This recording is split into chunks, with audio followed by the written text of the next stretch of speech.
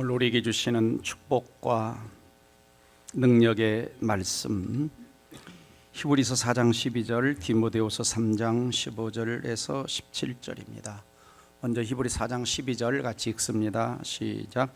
하나님의 말씀은 살아있고 활력이 있어 좌우의 날선 어떤 검보다도 예리하여 혼과 영과 및 관절과 골수를 찔러 쪼개기까지 하며 또 마음의 생각과 뜻을 판단하나니. 디모데후서 3장 15, 17절입니다. 시작. 또 어려서부터 성경을 알았나니 성경은 능히 너로 하여금 그리스도 예수 안에 믿음으로 말미암아 구원에 이르는 지혜가 있게 하느니라. 모든 성경은 하나님의 감동으로 된 것으로 교훈과 책망과 바르게 함과 어로 교육하기에 유익하니 이는 하나님의 사람으로 온전하게 하며 모든 선한 일을 행할 능력을 갖추게 하려 함이라. 아멘.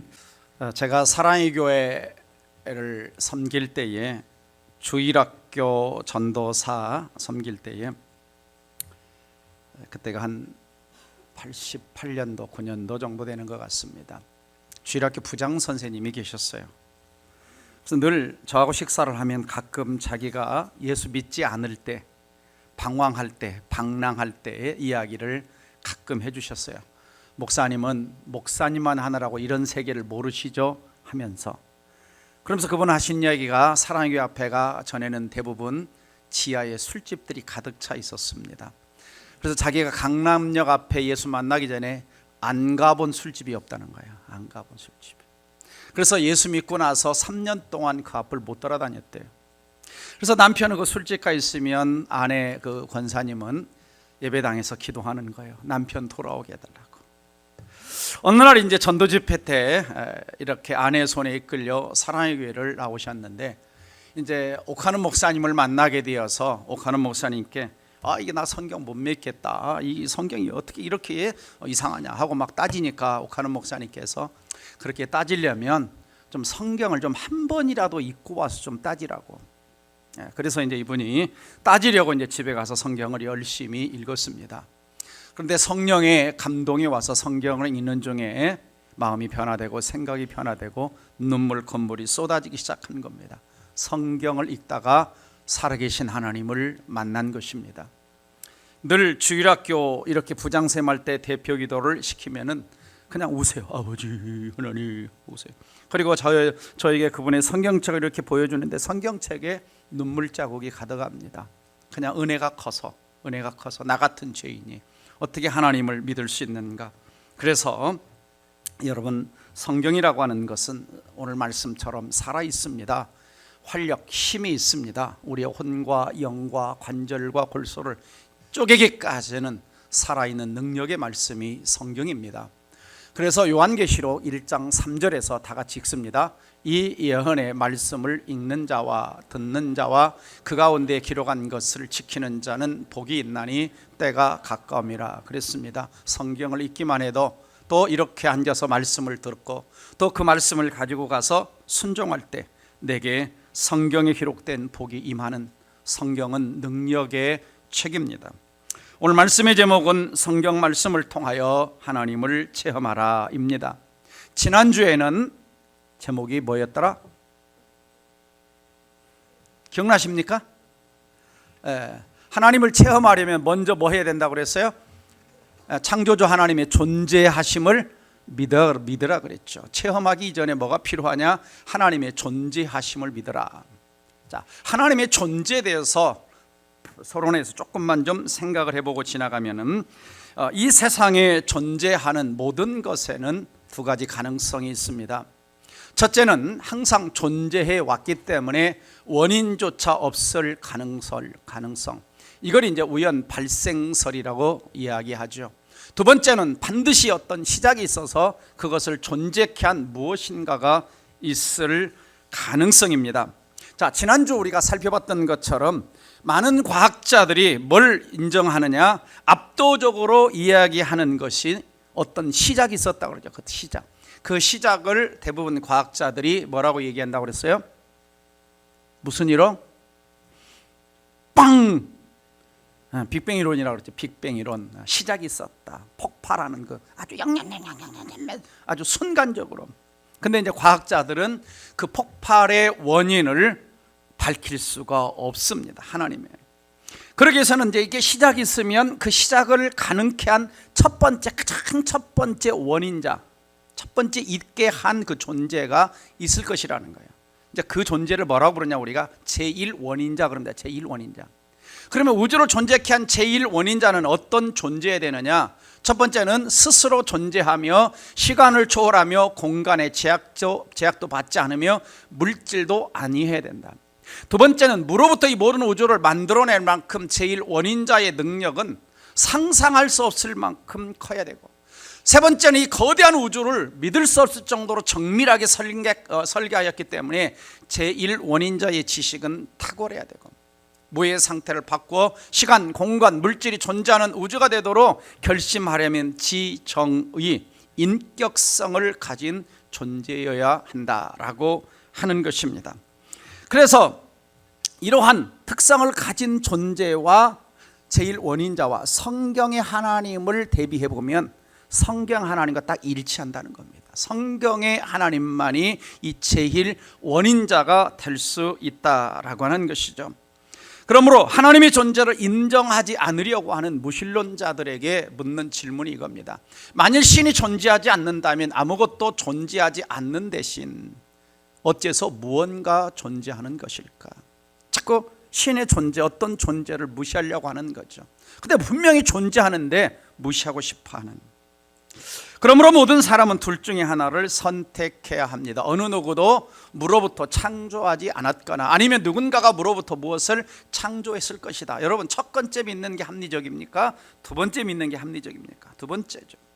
그래서 가장 합리적인 견해는 성경의 하나님이 이 세상을 창조하셨다라고 하는 것이죠.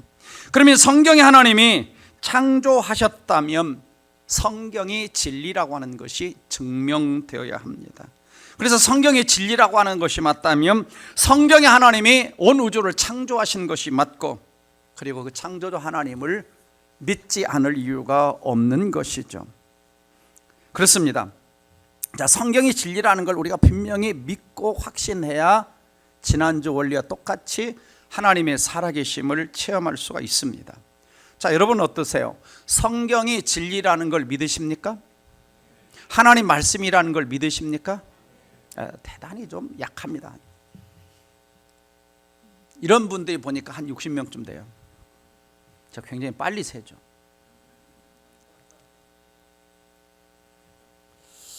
자, 사람들은 그렇습니다. 삶의 모든 영역에서 내 주변 사람들에게 뭘 요구하냐? 진리 또는 진실함을 요구하죠. 그렇죠? 사랑하는 배우자에게, 남편이나 아내에게, 자녀에게 거짓말하지 않고 진실을 이야기할 걸 원합니다. 또 병원에 가면 의사가 오진하지 않고 정확하게 진단해서 올바른 처방을 내릴 것을 원하죠. 법원의 판사들이 뇌물을 받지 않고 잘못된 판결을 내리지 않고 억울한 사람이 없이 정확한 올바른 판결을 하기를 원합니다. 또 우리는 수많은 뉴스를 시청할 때마다 가짜 뉴스를 보내는 것이 아니라 정말 진실만을, 왜? 뉴스의 본질이 진실을 보도하는 거 아닙니까? 자, 우리 모두는 이런 것들을 원합니다. 자, 우리 삶의 모든 영역에서 우리가 이렇게 진실을 원하는 것처럼 과연 여러분은 내가 믿는 성경에 대해서, 내가 믿는 진리에 대해서, 이 말씀에 대해서, 하나님에 대해서 정말 그 성경이 진리인가? 하나님이 진짜 살아계신 하나님인가? 정말 여러분이 관심을 갖고 연구를 좀 해보고 알아봤는가라고 하는 겁니다.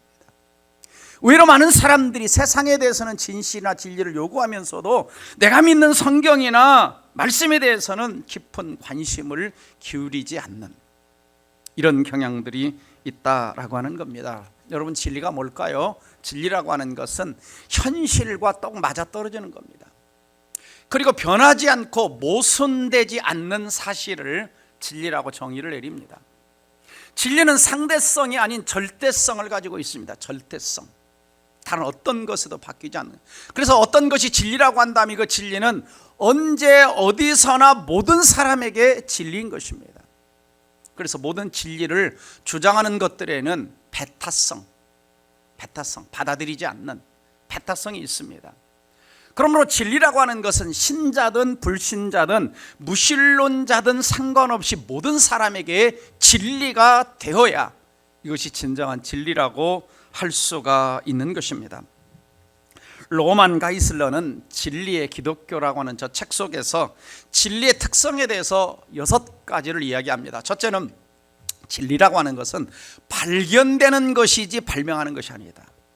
이미 있는 거예요. 진리는 이미 존재하고 중력의 법칙이 있는 것처럼, 만유인력이 있는 법칙이 있는 것처럼 인간이 발견하는 거 이미 존재합니다.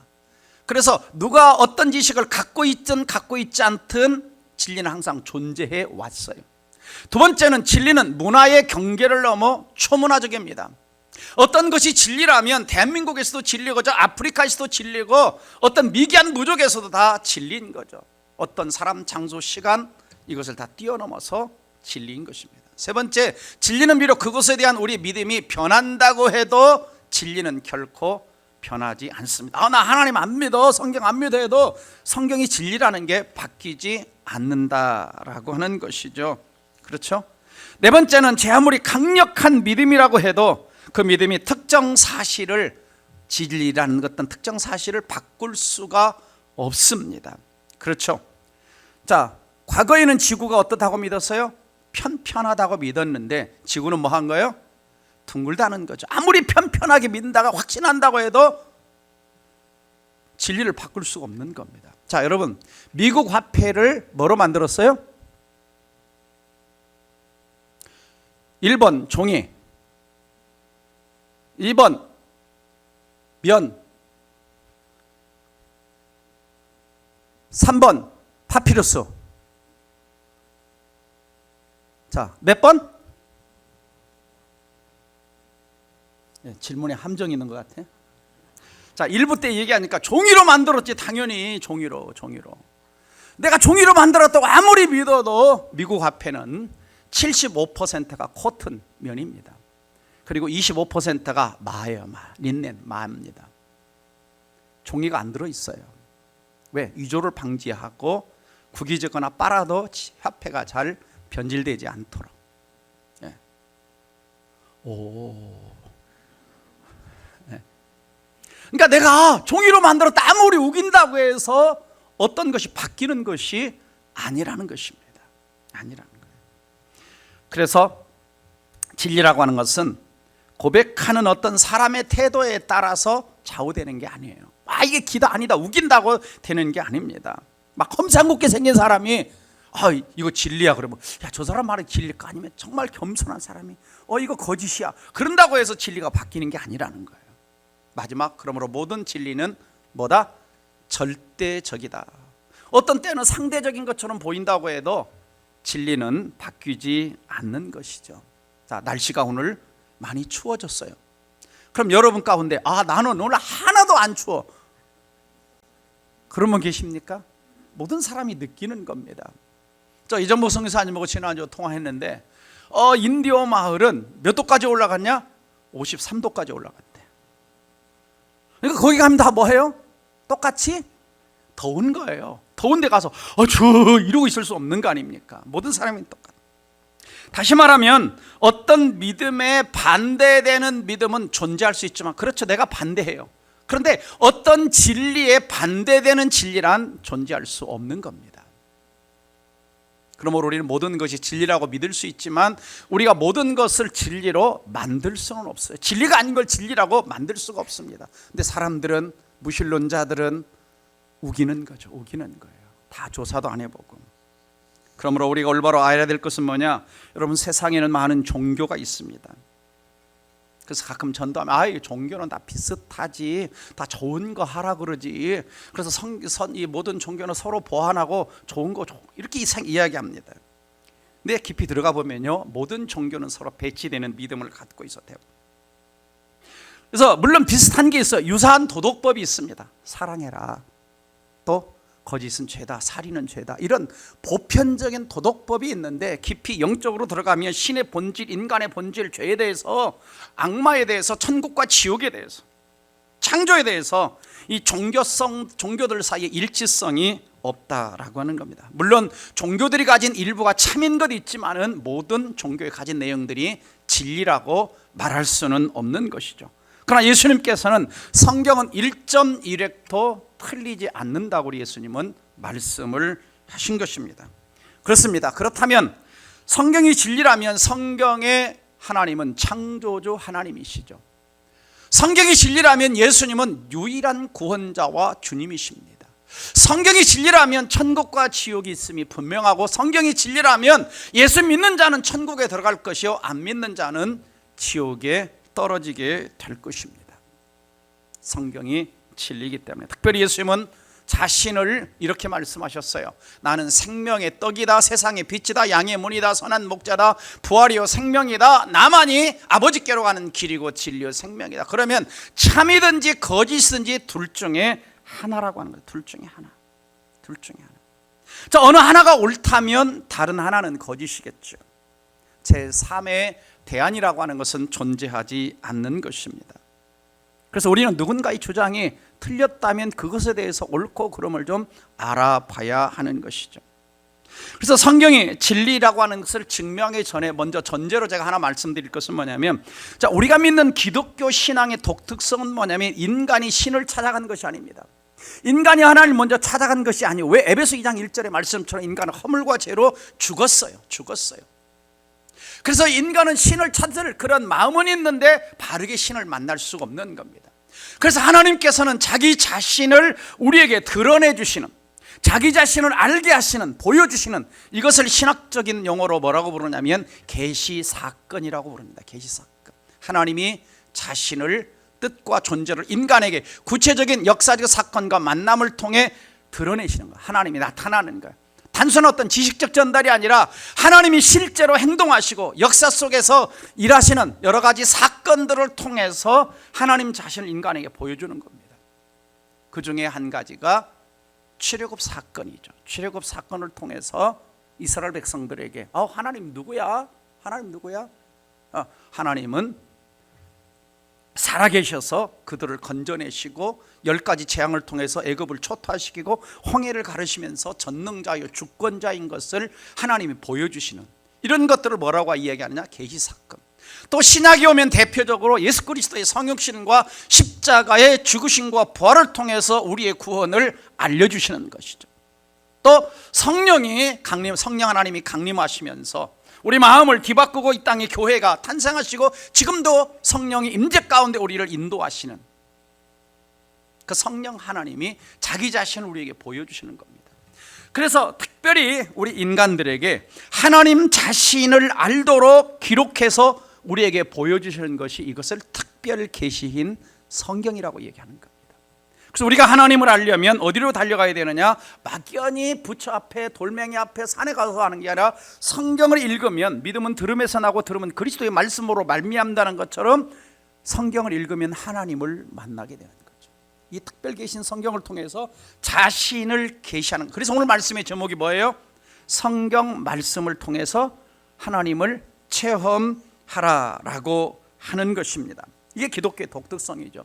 그래서 성경을 왜 우리에게 주셨습니까? 오늘 읽었던 디모데 3장 15절, 16절, 17절 보면 성경은 구원에 이르는 지혜가 있게 하고, 두 번째 성경은 하나님의 감동으로 된 것으로 교훈과 책망과 바르게 함과 의로교육에 유익하고, 세 번째 성경은 하나님의 삶으로 온전하게 만들어서 모든 하나님이 시키시는 선한 일을 할 수 있도록 준비되도록 하는 것이 성경을 우리에게 주신 목적입니다. 다시 한번 말씀을 드리면은 성경은 첫 번째 우리에게 구원이죠. 구원, 영혼 구원을 위해서 주신 것이고, 두 번째는 우리의 삶, 모든 행동 태도를 바꾸시기 위해서. 그래서 성경은 우리를 변화시키는 책인데 어떻게 성경이 우리를 변화시키느냐? 교훈과 책망과 바르게 함과 의로 교육하면서. 그래서 성경 안에는 하라 하지 말라, 무엇이 진리이고 무엇을 해야 되고 안 해야 되는가를 가르쳐주고, 책망, 성경을 읽으면 야단을 맞아요. 혼나요. 성경 읽으면 혼나요. 너 그렇게 살면 안 돼. 그 다음에 이제 이렇게 살아야 바르게 사는 삶이야 라고 가르쳐주죠. 코렉트 교정을 해줍니다. 네 번째는 바른 길, 인생의 바른 길이 뭔가를 가르쳐주는 것이 성경을 우리에게 주신 목적입니다. 특별히 성경은 성령님의 감동으로 된 것으로 권위 있는 하나님의 말씀이죠. 그래서 성령의 감동이라고 하는 것은 뭐냐? 하나님께서 이렇게 숨을 불어넣으셨다라고 하는데, 하나님께 숨을 불어넣으셨다. 그러니까 진짜 저자는 누구냐? 사람이 아니라 성령님 자신이라는 거예요. 그래서 성경 기원은 사람이 아니라 하나님인 거죠. 그래서 이 성경을 통해서 우리가 어떻게 되느냐? 온전한 하나님의 백성들이 되도록 도와주는 것입니다. 여러분, 그러므로 성경은 단순한 어떤 종교책이 아닙니다. 도덕책도 아닙니다. 성공의 비결이 들어있는 책도 아니고, 성경은 하나님을 만나게 하는, 하나님이 누군가를 알아가게 하는 진리의 말씀입니다. 그래서 성경이 하나님의 말씀이라면 이 하나님 말씀과 하나님이 지으신 세계와 모순되어서도 안 되고, 하나님이 성경을 통해서 말씀하신다면 이 역사 속에 나타난 사건들, 그 다음에 과학적 사실들에 대해서 모순되게 나타나서도 안 되는 것이죠.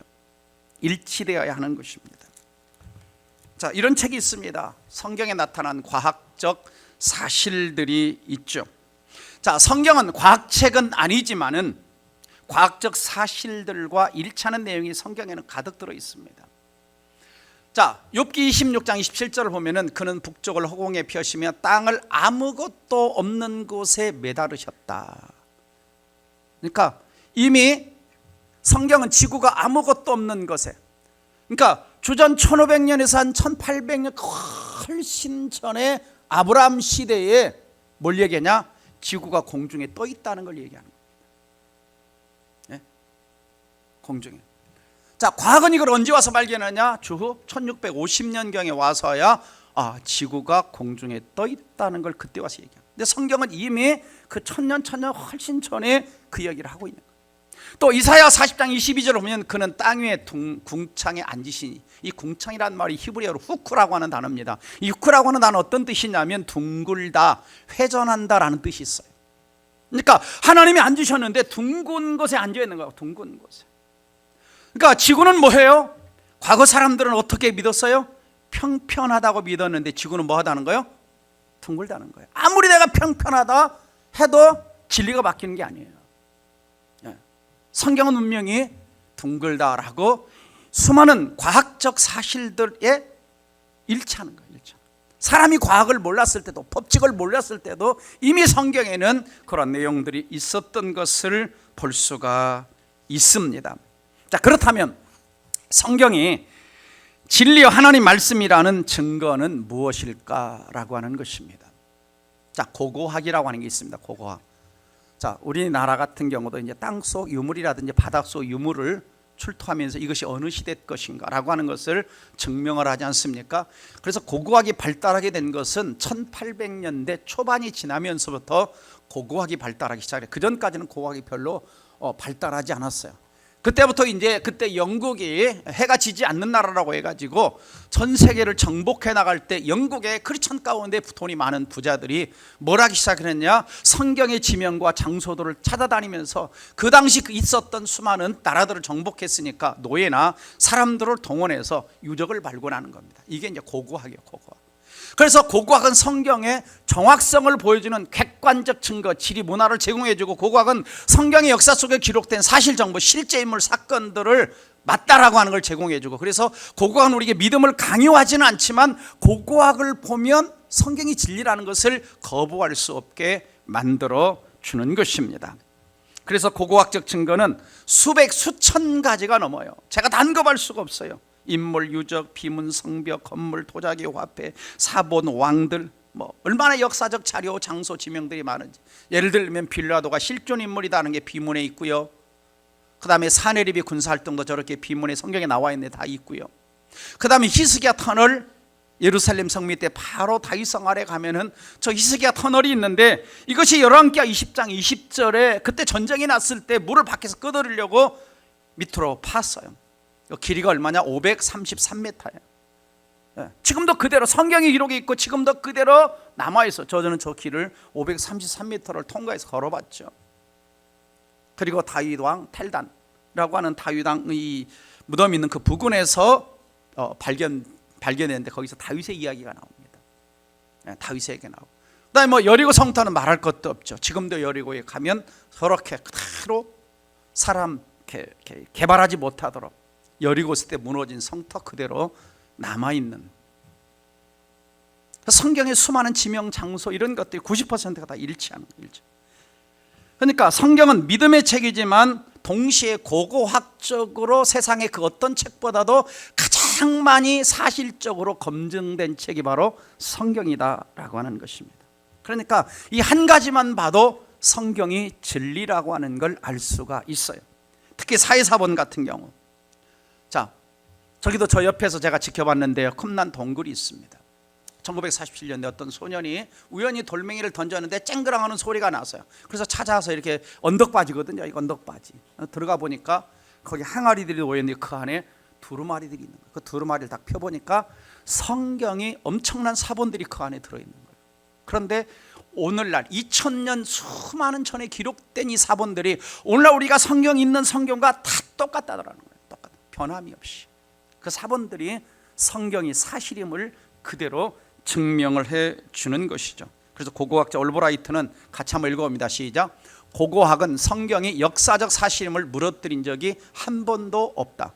유적이 발굴될수록 성경이 사실이라는 것이 계속적으로 입증되고 있다. 그럽니다. 고고학은 성경이 진리고 하나님 말씀이라 증명해주고, 두 번째는 성경 저자의 통일성입니다. 자, 성경은 통일성을 가질 수 없는 조건에서 기록됐어. 왜냐? 기록기관이 1600년인데 구약이 1500년, 신약이 100년입니다. 기록자가 40명, 연대가 다르고 장소가 다르고 그들은 서로 대부분이 만난 적이 없는 사람들이 성경을 다 성령의 감동을 받아 기록했는데 다 주제가 통일되어 있어요. 누구로? 예수 그리스도로. 그럼 사람이 기록한 것이 아니라는 거죠.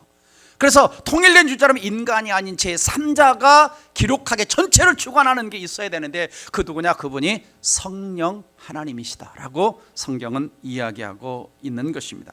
이처럼 성경은 40명의 저자, 1600년, 1189장, 2940명, 세 가지 히브리, 헬라어, 아람어, 그리고 1551개의 지명. 자, 이 모든 것들이 다 뭐냐? 성경이 진리임을 증명해 주고 있습니다. 프랑스 합리주의 철학자인 장자크 루소는 이렇게 얘기하죠. 같이 읽어봅니다. 시작. 나는 성경의 위엄이 나를 놀라게 하며 전도자들의 고결함이 내 마음을 울리고 진리의 특징이 너무도 두드러지며 또 모방할 수 없을 정도로 완벽해서 만일 그 창작자가 인간을 만드셨다면 그분은 가장 위대한 영웅보다 더 위대한 것이라고 고백하지 않을 수 없다.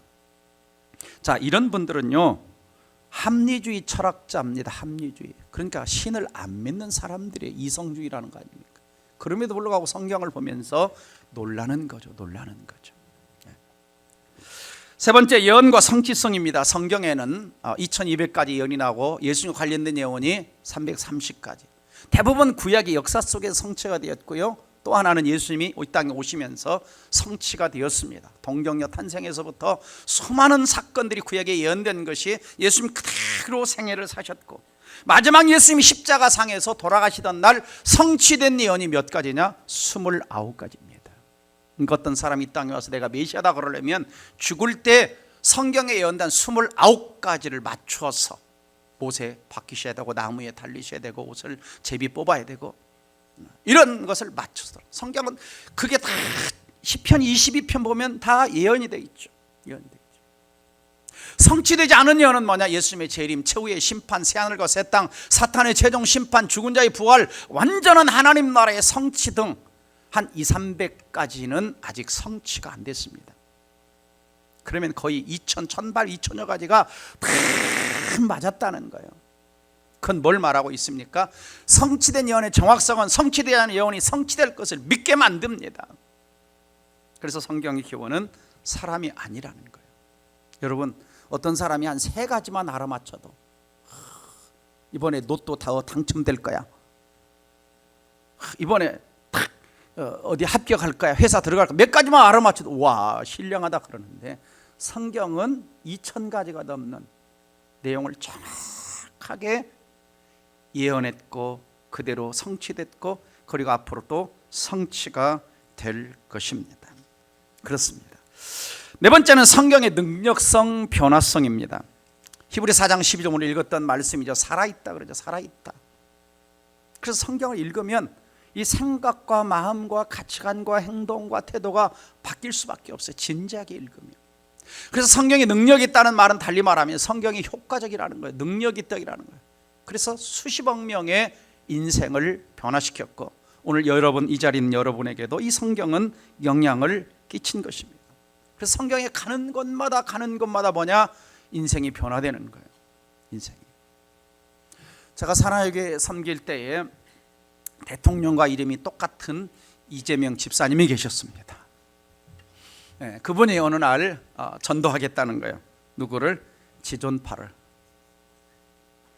그래가지고 지존파에게 영치금을 넣어주고 성경 구절을 전도법할 내용을 하나하나 편지로 보내면서 나중에는 그 6명이 다 예수 그리스도를 믿고 장기를 다 기증하고 사형을 당할 때 찬송을 부르며 세상을 떠났습니다. 무엇이 사람을 바꿉니까? 말씀이 사람을 바꾸는 거죠. 말씀이. 자, 우리가 잘 아는 종교개혁자 마틴 루터가 있습니다. 그는 참 경건한 신부였고, 근데 마음에 고통이, 고민이 뭐였냐? 이 용서의 확신이 없는 거예요. 자기의 죄에 대한 용서 확신이 없는 거예요. 그래서 막 절규합니다. 이 죄를 어떻게 해야 되느냐 고민하다가 어느 날 성경 로마서를 읽다가 17절 말씀에 오직 의인은 믿음으로 말미암아 살리라, 이 말씀이 확 하고 들어오는 겁니다. 내가 구원은 내가 어떤 선행으로 로마의 스칼라 성당을 무릎으로 기어가지고 피가 나도록 올라가야 구원받는 것이 아니라 예수를 믿음으로 구원받는구나.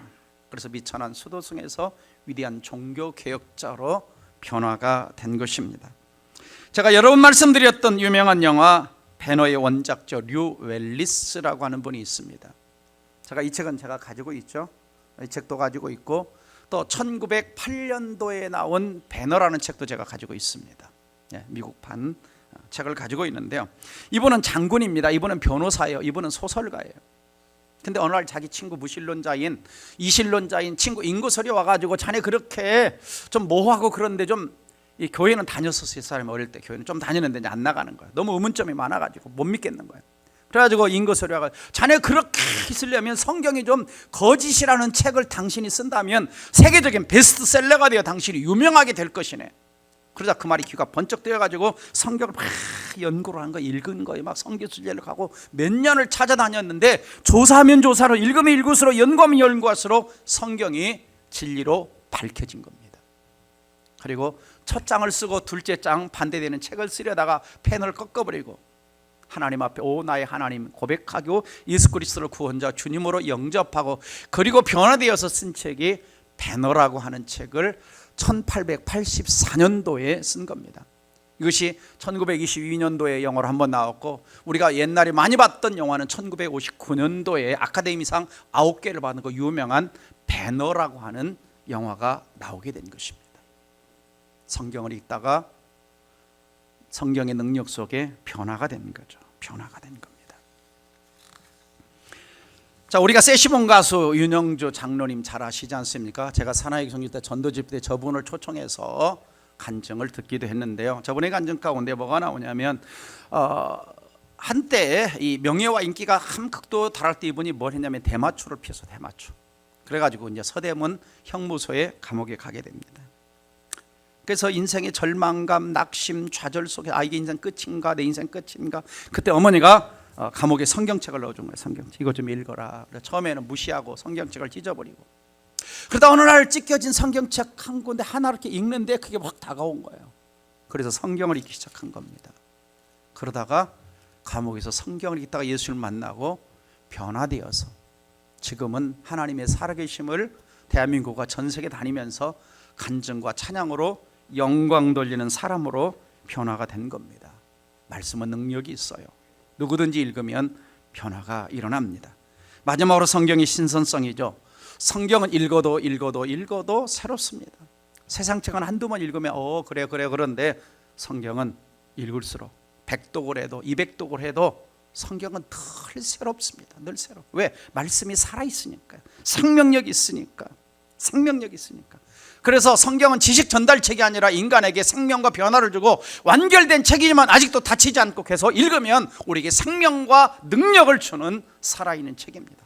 성경의 신선성은 인간의 감성 때문이 아니라 성령 지금도 성경을 통해서 우리에게 감동을 주시고 말씀하고 계시기 때문입니다.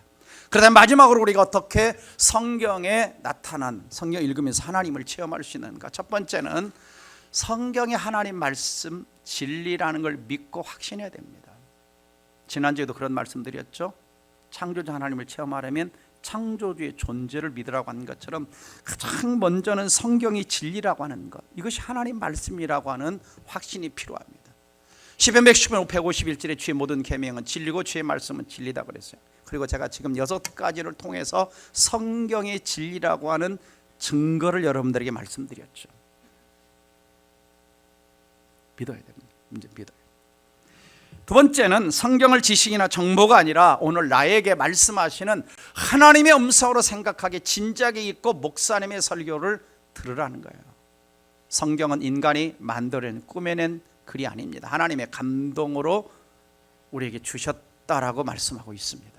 그래서 여러분, 이 예배 시간은 단지 인간 목사, 유정기 목사의 말을 듣는 시간이 아니고 하나님의 음성을 듣는 시간입니다. 하나님 말씀으로. 그래서 데살로니가 교회 사람들은 신사적이어서 하나님 말씀 받을 때 사람의 말로 받지 않고 하나님 말씀으로 받았다라고 말씀하고 있습니다. 세 번째는 성경을 읽을 때 기도하면서 성령님의 도우심을 구하면서 읽으라. 자, 시편 기자는 이렇게 기도하죠. 내 눈을 열어서 주의 율법에서 놀라운 것을 보게 하옵소서. 그러니까 성경을 읽을 때 딱 앉아서 먼저 기도하고 성경 읽는, 그래서 성경의 말씀이 확 살아나더라. 어느 날 저에게 성령이 임하면서 성경을 읽는데 성경이 막 튀어나오는 거예요. 막 살아서 나오는 거예요. 말씀이 막 움직이는 겁니다. 또 성령의 감동, 도우심을 구해야 돼. 왜? 성경을 기록하게 한 저자가 누구예요? 성령님이십니다. 성령. 그래서 이제 우리가 성령의 조명이란 말을 써요. 일루미네이션이라고 하는 조명이란 단어를 쓰게 되는데, 성경 읽으면 성령이 우리 안에 오셔서 깨닫게 하십니다. 확신을 주십니다. 기쁨을 주십니다. 나중에 이제 이런 부분은 제가 4월 달에 가서 성령 하나님을 체험하라는 부분에서도 깊이 또 말씀드릴 기회가 있을 것입니다. 그 다음에 네 번째는 들은 말씀을 깊이 묵상해야 됩니다. 이 율법책을 떠나지 말게 하며 주야로 그것을 묵상하며, 주야로 묵상하며, 오직 여호와 율법을 즐거이 그 율법을 주야로 묵상하며. 시편 119편 97절에서 내가 그것을 종일 작은 소리로 읊조리나이다. 종일. 옛날 개역 한글판에는 이 읊조리나를 묵상하나이다라고 되어 있어요. 묵상하나이다. 같은 말이에요. 같은 말. 그러니까 주일날 설교 들은 말씀을 그냥 이걸 그냥 딱 닫아놓고 마는 게 아니라 월요일도 묵상하고 화요일도 묵상하고 수요일도 묵상하고, 정말 하나님 살아계시구나, 성경의 진리구나, 그렇다면 나도 성경의 진리 말씀을 또 하나님 살아계를 만날 수 있구나, 계속 묵상하는 거예요. 묵상하는 거예요. 묵상. 네. 그러니까 여러분들이 목사님의 설교를 듣고 그냥 딱 문 닫고 가면서 주보 딱 놓고 성경 놓고 그 다음 주일날 성경책도 아우 주일이네 그냥 이렇게 오는 게 아니고 생각해야 돼요. 특별히 아침에 매일 성경을 가지고 큐티할 때 그 모든 말씀이 다 기록할 수 없지만 우리가 금년에 하나씩 뽑았잖아요. 이 구절을 가지고 계속 되짚고 이 말씀이 내 삶 속에 어떻게 이루어질 것인가 기대하고 또 기도하고, 마지막으로는 들은 말씀을 내 삶의 현장에 적용하고 순종하고 실천하라는 겁니다. 그래서 나의 이 말을 듣고 행하는 자, 순종하는 사람은 반석에 지은 사람이다. 누가복음 11장 28절에서 하나님 말씀을 듣고 지키는 자는 복받는다. 복받는다. 순종하면 복받는다. 그럽니다. 여러분, 기적은 언제 일어납니까? 이 말씀이 내 머릿속에 내 마음속에 있을 때 일어나는 게 아니라 이 말씀이 내 손으로 행동으로 발로 옮겨질 때, 순종의 발걸음이 옮겨질 때 거기서 기적이 일어나고 여리고성이 무너지고 홍해가 갈라지고 요단강이 갈라지는 기적이 일어나는 겁니다. 말씀이 닫혀있는 것이 아니라 내가 믿음으로 발걸음을 내딛는 거, 해보는 거요. 회개하라면 회개하고, 내려놓으라면 내려놓고, 용서하라면 용서하고, 헌신하라면 헌신하고 할 때 하나님의 역사를, 말씀의 능력을 경험하는 겁니다. 많은 사람들이 왜 내게는 말씀의 기적이 일어나지 않지? 듣기만 하고 가만히 있으니까. 행함이 없어요. 순종이 없어요. 실천이 없어요. 말씀의 능력을 경험하지 못합니다. 제가 한때 사역을 하면서 환자들을 이렇게 치유하고 성령 임하는 것을 목회자들에게 가르치는 사역을 한 10몇 년 동안 했는데요, 한때는 하나님이 믿음을 딱 주시는 거예요. 선포해라 그러는 거예요. 선포해라. 그래가지고 이제 몇백 명 사람들이 모이면 이 자리에서 아픈 사람 나오세요. 10명만 나오세요. 그럼 사람들이 딱 나옵니다. 이거 나올까? 처음에 이런 생각이 들었어요. 믿음으로 선포하고 걸어보세요. 그래서 무학교에 갔을 때 이 앞에 목발 짚고 그냥 기부산 사람이 오는 거예요. 다들 나오라 그러니까 너 나가 그래가지고 이 사람이 나온 거예요. 그런데 딱 하나님이 역사하셔가지고 목발 들고 그냥 걸어가시는 거예요. 선포하니까 역사. 제가 한 수백 번 했는데 대부분 한 10명 나오면 한 번도 빠짐없이 5명에서 6명은 하나님이 그 자리에서 치료하셨어요. 어떤 사람은 냄새 맡지 못하는 사람이 냄새를 맡게 되고, 어떤 사람은 교통사고로 다리가 그냥 7cm가 짧고 뼈밖에 안 남은 다리가 그 자리에서 걷고 뛰고 뼈마디들이 움직이고, 믿고 순종하니까 하나님이 일하시더라는 거예요. 믿고 순종하니까 하나님이 역사하시더라는 겁니다. 저는 여러분들이 금년에 좀 이 말씀을 좀 붙들고 그냥 해보는 거예요. 손해볼 거 없잖아요. 순종해보는 거예요. 자꾸 살아있는 말씀, 하나님 살아계신 거 경험하게 해달라고 기도만 하고 앉아있지 말고 해보는 거, 여리여성 돌아보는 거예요. 문제를 놓고 돌아보는 거예요. 홍해 앞에서 믿음으로 걸어보는 거예요.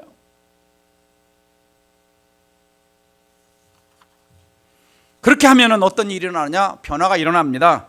그래서 성경을 통해 하나님 체험을 사람의 가치관, 내면의 변화, 생각 가치관이 변해요. 자기중심이 하나님 중심으로, 죄에 대한 태도가 변해서 죄를 미워하고 민감해집니다. 삶에 막 성령의 열매들이 나타나요. 언어가 바뀌고 습관이 바뀌고 선택이 바뀌고 인간관계가 변화됩니다. 전에 우리 교회 집사님이 그러더라고. 옛날에는 예수 믿기 전에는, 교회에서 나오기 전에는 술 친구들이 가득했는데 이제는 또 그들을 만나는데 술 먹으러 만나는 게 아니라 그들을 전도하기 위해서 만난다는 거예요. 바뀐 거예요. 생각이, 가치가. 하나님과의 관계가 변화되죠. 인격적인 교제를 하게 됩니다. 삶의 목적이 변화됩니다. 왜 사는가? 삶의 정체성이 분명해지고 이제는 자기 성취와 욕망이 아닌 하나님 나라 영광을 위해서 사는 사람으로 바뀌는 것입니다. 진정 하나님을 만난 그리스도인은 다 같이 첫째 읽습니다. 시작.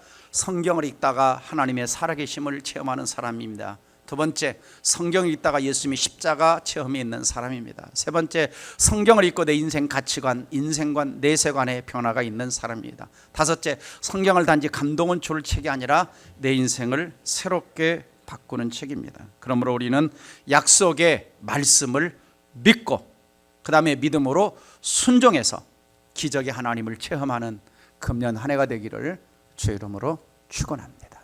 기도하겠습니다. 사랑하는 성도 여러분, 기독교는 막연한 것을 믿으라고 하지 않습니다. 무조건 믿으라고 하지 않습니다.